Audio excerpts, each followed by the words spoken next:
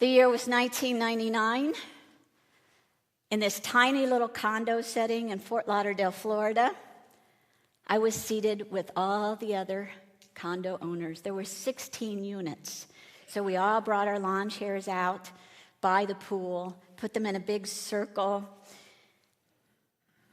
All of the owners of the condos were encouraged to attend this meeting. We needed to vote on an important issue. The day arrived. There we sat. We had been discussing a new air conditioning system since the old one was tired. As the evening progressed, a young man and an older woman who were seated next to each other, I noticed their voices became a little higher and higher. Now, I'm an optimist, and I often see, some would say rose-colored glasses, but I remember looking around going, look at all this multi-age group here, multi-generational. Isn't it wonderful? We're here working out an issue. I was so proud. And then the voices got a little louder and louder. And the younger man and the older woman, began to turn their chairs toward one another. Then the chairs became closer. They were almost knee to knee. The young man said, look, we got to do something. This air conditioning isn't going to last. We're going to have to up our dues this year. Everybody's going to have to pitch in and buy a new air conditioner. The woman said, I am not going to spend 1 cent more for an air conditioner. Soon their faces got redder and redder. As the dialogue reached a fevered pitch, I saw the older woman wrap her hands around her clipboard, and she picked up the clipboard and bopped him on the head. This is a true story. I was there. No one said a word. Everybody got up quietly, folded up their lawn chairs, went into their respective condos, slam, slam, slam, slam the doors. That was it for that evening. Complete silence. Nothing was accomplished. Conflict is good, it's been said. It leads to positive change, says Jane Dwindle and Ellen German Maloche. This is from a book called Big Ideas for Small Congregations. It's been out for several years now, but there's still really good comments. For example, life is about change. Our congregations are full of change. Change is inevitable and good, they say. Every so often you need to look at how things are going in your congregation and see what needs to be updated or revamped. Maybe it's time for a new element in the worship service. You got a new element about this size normally when I'm not standing on this. You consider selling a building or not, or you add to it, or you paint it, add new windows. Maybe it's time for a minister or no minister. With change comes conflict. And the authors say this is not such a bad thing. The Buddha said change is constant. Actually, I don't need to tell you all this, do I? You all have lived it, either in your personal lives or in congregational settings. I often ask myself, when two or more are gathered, why must we have troubles? Of course, I know the answer. Because navigating differences and complex thought is challenging at times. We say we want ideas and that we welcome many voices, and yet when we get them, we fall short of appreciating the new voices. It seems we look for like-minded people and shy away from those with differing perspectives. We tend to do this in our personal lives and within our congregations, not just here in all of our congregations, not just this denomination, other denominations. For example, consider the perspective of those of the newcomers in our UU communities versus the long-timers. In this old but still relevant book, this is the authors write, newcomers need to understand and appreciate the love long-timers have for the congregation. Long-timers need to understand and appreciate the love newcomers have for what they have found. It is a deep religious quest to move together in peace with this kind of difference. We want the passion and energy of newcomers. We want the history and the stamina of long-timers, the long view. Not only do we want both, we need both. However, There will definitely be times when the voices will not agree. And when that happens, I say there will be no hitting each other with a clipboard on top of the head. No. I gave a new board member years ago, chair of a board, I gave her a button that said there will be no hitting or biting. Those of you in leadership know that impulse. I think taking a moment to discover one another's personal approach to conflict might be incredibly helpful. We all handle conflict in different ways.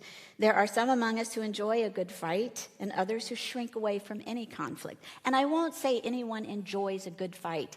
It is that people are passionate sometimes. And the more passion you have, sometimes the more willing you are to talk, to work it out. These people might disappear. There are others who just say, I'm out of here. And then there are some like me, I'm getting better, but used to, in times of a disagreement, I would go stand in the doorway. And I would talk from the doorway. It was more comfortable for me. I'm like, okay, I'll stand and argue with you, but I'm not going to leave, but I'm just going to stay here. So you have some cards. The other thing about this thing about conflict is, as you all know, looking back in our lives, we might do things differently with what we know today, with our patience, with our personalities now. So I'm asking for where you are today. There are little cards, a green card, a pink card, and a yellow card. If you don't have one near you, look around. I put them, if you would grab those 3 cards, check over on the other side. They should be on the pews. Vern, your newcomer, I see there's one right there. There's a stack. Yeah, find them. Anybody does not have one? A set of the cards. Let's see. Did I leave them over there? You've got them? Anybody else? Ed? Chuck? You good? Okay, so this is where you are right now. Not where you used to be, not where you hope to be, just where you are right now. How do you handle conflict?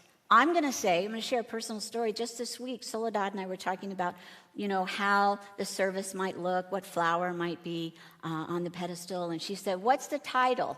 And I said, it's, you say tomato, I say salsa. And she says, well, what would that be like? And I said, well, like the red tomato. Somebody can see the red tomato, and another person can see a jar of salsa. And she goes, that's not what I see. And she goes, the dance. I thought, that's exactly what I'm talking about this week, right? That we have different understandings. So, the green card means I can hang in there, I'll talk it out with you. That's my first reaction, is I'm going to stay and talk it out. The pink card is I'm out of here, I'm really not comfortable, I shouldn't have to even talk about this, any issue. And the yellow card is I'm going to stand in the doorway. All right? So on the count of 3, green is I'm going to stay and talk it out. Pink is I am out of here. And yellow means I'm going to stand in the doorway. 1, 2, 3. What's your inclination? Aha. Thank you for being brave enough to hold it up. Really interesting, isn't it? I've done this before. Thank you. Now you saw your friends. Now you know a little bit more about someone, right? I used to have, I'm going to stay and fight, or I'm over it. I'm going to leave. And I decided, no, not all of us do. Some of us are going to stay in the doorway and see how it works out. Thank you for participating in that brief exercise. And I love Soledad, and I had that conversation because I was ready to go, of course, tomato and salsa, don't you see?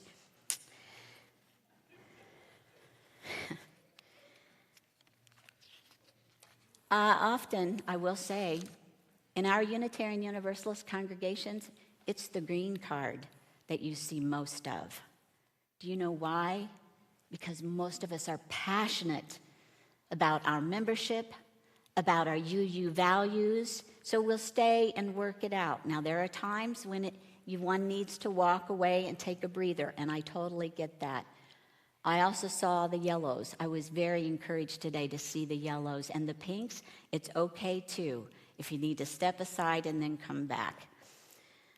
A year and a half ago, I arrived here at Unitarian Universalist of Clearwater. I was eager to serve with you the values of our denomination, our movement. I had training of best approaches for what's called developmental ministry, which means some ministers are trained to work with congregations who make a vocal statement, we want to work on these goals.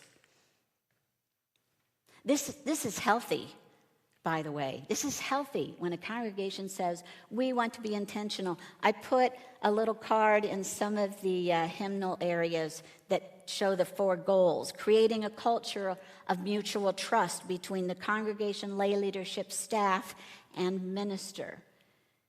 You can find these on uuc.org for those of you at home. This is a new year. Why is that minister bringing it up? Because it's a new year. I have new hope for many areas of compromise, for many areas of learning, moving from an I. Now, for those of you who are Jewish, understand I church and we church is also I community or we community.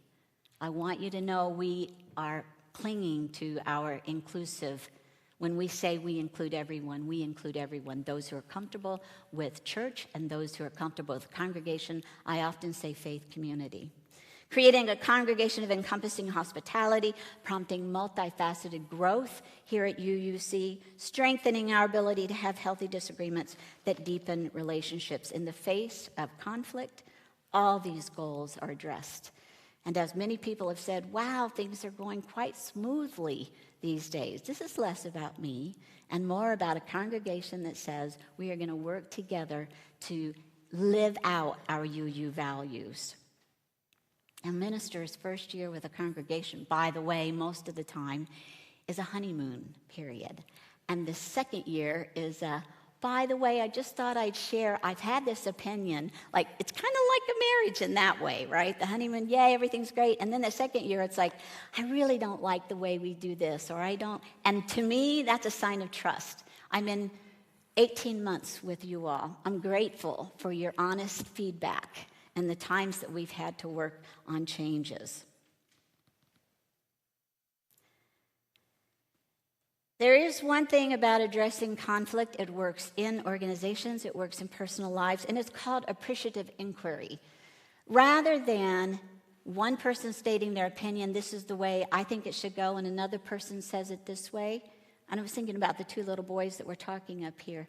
What is it about baseball that you really love? And the other little boy could have said, what is it about football that you love? So appreciative inquiry stops to say, tell me about your opinion. What is behind your opinion? That's called appreciative inquiry, but it's not easy. Tell me about your concern, and I'll tell you about mine. That's it. It starts with listening, then acknowledging. I think what I heard you say is that you would rather, if it's okay, I would rather use wax candles. I don't want to use battery-operated candles. And the other one says, well, this is why I was interested in incorporating battery-operated candles. It takes time, and then we explore. We're talking on Christmas Eve service. Then we explore solutions for the next year for those opinions and those ideas. And I relish the willingness of people to take the time to explore. Several years ago, there were 2 groups of women in a small town in Texas. True story. Each week, one group of women stood with signs pro-choice, and the other group held signs pro-no choice. Hear how I did that? Pro-no choice. So every week this went on, and one of the leaders of the council people of this small town said, this continues every week, and yet we have children who are hungry on our streets. They're not clothed. We have a community that has children currently living who don't have the help they need. So both groups got an invitation to a breakfast gathering. Both groups thought it was just for their group to share their opinions and their ideas. Can you imagine what happened when they both showed up and realized that their other group was invited? So it was the council person who convened this, and the council person watched as they began to argue, and the person said, "Stop. Let's go to what we are most interested in. We want our children to be taken care of. We're not going to change each other's minds here, but there are children who need help." After that breakfast, that tiny town began to have fundraisers. The two groups began to work together to feed the children and clothe them in the small town. I love that story. I think there's so much that we can do, regardless of our various opinions, when we know we can't change another's opinion, that we can do to help people in the community. So, talking about the people in the little condo association where I had a condo, there were 16 units. I look back on that and I think, wouldn't it have been lovely if the other 15 owners would have pulled aside, taken a moment to say, I can put in $50 extra this month. I'm still working. The woman wasn't working. She was retired. The others, younger people, were working. If we all had come together and said we can pitch in a little more to cover her part of it. I don't recall what happened. I just remembered getting to the point of it didn't go well. But I wish, looking back now, I wish we had pulled together to decide how to help her. When it comes to conflict, we have a choice. Choosing the inquiry approach, where you pause and take time to find out what's behind the opinion, it's just that. It's time-consuming. Sometimes you can figure it out. This David Odom, Duke University executive director, he released an article in July of 2023. This is so powerful. And he talked about one of the most dramatic changes, he said, for me after COVID is the people I work with, literally, the jobs that surround me every day. Nearly 50% of the current workforce, said David, at Duke University and Duke University Healthcare has been hired since 2020. 50%. He went on to say he could recall when the norm was a 5% turnover. Those of you who used to be in the workforce or maybe in the workforce now, can you imagine that kind of turnover, getting to know your coworkers? Odom said, in my experience, the pandemic with the resulting lockdowns and scrambling to adjust caused many well-established procedures to be forgotten or fail completely. Very few things work as well as I remember them working before. The number of gaps that need repair or redesign exceeds the time available for such work, he said, so we keep working harder, but with diminished results. I know, this is me speaking, my ministerial colleagues and I, we concur with this statement. In some ways, we're working harder, trying to address challenges in ways that we were never trained for. Hybrid worship services, for one thing, where the music has to be good in here, and we try to have music good on Zoom. Odom wrote, slowing down after years of urgent pivoting does not seem natural. Most of us learned to work independently during the lockdown as well. Some find reconnecting and depending on others difficult. I entered the workforce in the late 70s and early 80s, and I got to tell you, it was all about multitasking and doing stuff immediately. In these years, it's not working. We can't do that. We have to slow down. The choir worked with me last year. There was an impetus to do things now, to get a director now, and we had to take it slow. Everything is different now. I know many people say like it used to be, and I understand that, but we are not there anymore. So we slow down and try to figure out best courses for the future. Regarding changes in a congregational setting, we were forced into new ways. For example, UUC navigated to that hybrid approach. We weren't doing that I know of. You all weren't doing that before the pandemic. Everything we do now takes time. Hospitality takes into consideration the needs of others, sometimes over another's personal opinion. I've heard people, not just this in congregation, but others say, those people on Zoom, they need to come in. Maybe you said that. And then the people on Zoom say, this is wonderful. I've never been able to get up in the morning or get dressed or find a ride. I haven't felt well in the morning. How wonderful that I can sit and observe a service on Zoom and feel connected to the people who come. Sometimes it's painful or downright annoying to have someone disagree about a solution, but there is a positive side to all the changes that have been happening. And I'll close with this bus story. Minister was on a bus. The congregation was an hour from the State House. So the bus came to pick up all of the congregation members that were going to picket at the State House, and the minister gets on the bus. Everybody's on. The bus pulls out, makes a turn, and gets stuck at an angle. Now, it's a busy road, so there's people honking on both sides.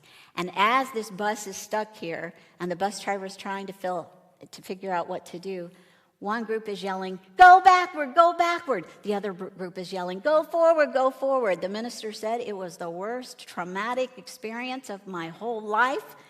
Nobody was stopping to figure out a way. Everybody was yelling. Nobody was pausing. I thought that was a beautiful story. That wasn't me. A friend of mine that happened to. So listen, nobody wants to be stuck in a bus where they're yelling over each other. I know we've all experienced such challenges. This is a new day, right? A new day. May we work harder to find compromise. May we slow down. May we listen to one another. May we acknowledge each other's perspectives, explore solutions, welcome the newcomer and the new energy. The solstice service that we had outside at the Labyrinth was phenomenal. The drumming was out there. The crystal bowls was beautiful. It was so much new energy. Yay. May we celebrate that and welcome that. After everything we all of us have survived, we aren't talking about the proverbial tomatoes or salsa post-COVID. We are discussing fruit from a totally different vine. Let's promise to pursue the year ahead with love, patience, and compassion. Blessed be, may it be so. And thank you.